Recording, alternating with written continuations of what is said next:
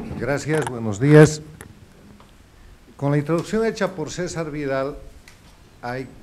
muy poco que agregar al tema del manejo de los conceptos sobre los cuales siempre hay que discutir un tema. Cuando se discute un asunto, es bueno crear un marco de referencia teórico que nos permita saber de qué estamos hablando. Y el mérito de la extraordinaria exposición del doctor Vidal es que nos permite saber qué es el diálogo, la historia del diálogo, para trasladar eso al escenario que es el objeto de este foro, que es el diálogo en la política. Simplemente para completar el marco de referencia, recordar algo que todos ustedes conocen, y es que la política, que tiene muchísimas definiciones, es el arte, la actividad, el oficio, la profesión, el quehacer por el cual los ciudadanos organizados en sociedad buscan la solución pacífica a los problemas que se presentan en esa sociedad. Clausewitz definió que la guerra era la continuación de la política por otros medios. En sentido inverso, la política es el arte de evitar que llegue el conflicto armado, que llegue la guerra, que llegue la violencia. Pero la política tiene también un ámbito en el que se desarrolla. La política se puede desarrollar en diferentes escenarios, pero el escenario que nos interesa es el escenario de la democracia. Para eso hay que recordar que la democracia,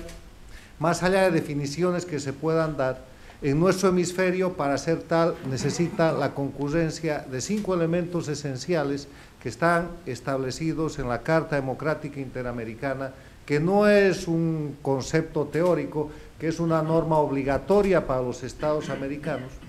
que son, primero, el respeto a los derechos humanos y las libertades individuales,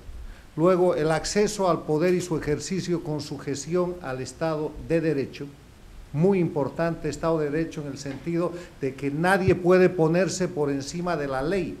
en un Estado de Derecho y que la que rige es la ley. En el momento en que un individuo o un grupo de individuos rebasa esa limitación, se acabó el Estado de Derecho y se acabó este elemento tan importante de la democracia. En tercer lugar, la celebración de elecciones libres, periódicas, fundadas en el voto universal y secreto, un elemento de la democracia, no la democracia como se pretende mostrar desde posiciones totalitarias, tratando de presentar a las elecciones como la democracia en sí misma.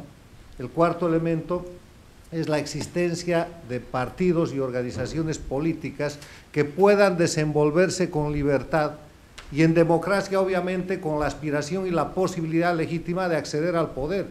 porque se hacen organizaciones políticas para tomar democráticamente el poder. Y finalmente, el quinto elemento de la democracia es la división de los poderes públicos, en el ejercicio de los poderes públicos. En el momento en que una autoridad, un mandatario, un jefe de gobierno concentra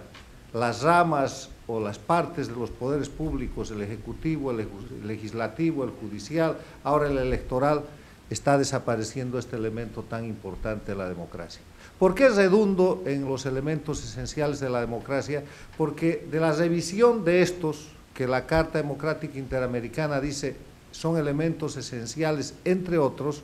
podemos ver la descripción de lo que es la democracia funcionando adecuadamente, y en la realidad objetiva de varios países de la América Latina podemos ver lo que no es democracia. Con ese marco de referencia, hablemos un poco de lo que es el diálogo en política. Para hablar del diálogo en política hay dos maneras de hacerlo. A través de conceptos que permitan generalizaciones y a través del análisis de situaciones particulares. En el ámbito de las generalizaciones solamente se puede decir que en política el diálogo no solamente es deseable, es imprescindible, pero que la política en el marco de esa democracia cuyos elementos hemos enunciado, coincidiendo con el doctor Vidal en el sentido de que no hay posibilidad de diálogo con las tiranías, con los totalitarismos, con los violadores de la ley, porque lo único que corresponde a quien se ha apartado de lo que es la democracia, a quien ha violado la ley, a quien hace actos de terrorismo o de cualquier otra manera violenta y trata de reemplazar el orden preestablecido, es la aplicación de la ley y el retorno al estado de las condiciones de normalidad y no el diálogo. O sea, el diálogo en sentido general en política, reitero, no solamente es deseable, es imprescindible, pero en política, en el marco de la democracia, con esos elementos tan importantes que han sido enunciados, como el hecho de que sea posible un acuerdo, exista igualdad de las partes y se llegue a un pacto que permita avanzar en la dinámica del resultado de la política misma. El diálogo en la política es un instrumento que se utiliza todos los días,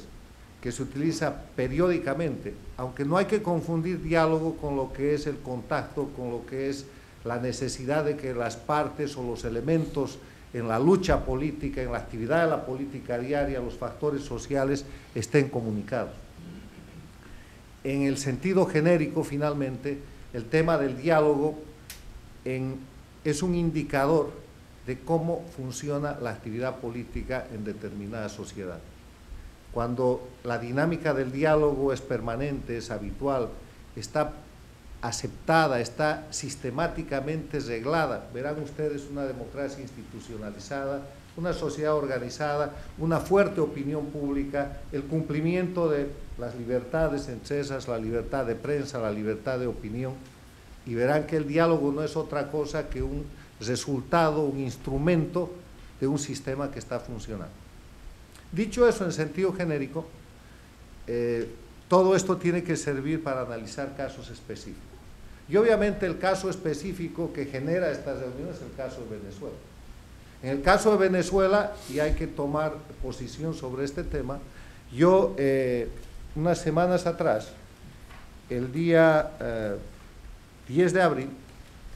escribí una columna, en las columnas semanales que escribo en un diario de Miami, el Diario de las Américas, bajo el título Venezuela, diálogo sí, pero no así. ¿Y eso qué quiere decir? Que en Venezuela hay posibilidad, hay necesidad de realizar un diálogo, pero con un solo sentido, de que se vaya la dictadura, de que se vaya el totalitarismo y que retorne el Estado de Derecho, que retorne la democracia. La única manera de que puede haber diálogo en Venezuela es con ese objetivo. Si es que el objetivo de generar un diálogo es diferente a eso, estamos frente a lo que señaló la diputada María Corina Machado, que calificó esa iniciativa de un diálogo para estabilizar la dictadura. Cuya firmeza y cuya razón ha sido ratificada por los conceptos filosófico-políticos que ha expuesto el doctor César Vidal, tomando el ejemplo de Castro. Ahora, la diferencia entre el castrismo y la posición de Maduro es simplemente una diferencia de tiempo y una diferencia de posición. Yo sostengo que en la duración, el mantenimiento, el sostenimiento de la dictadura castrista se está disputando hoy día en Venezuela. El día que la dictadura de Maduro perezca, ha terminado o ha empezado el principio de un fin muy rápido de la dictadura venezolana.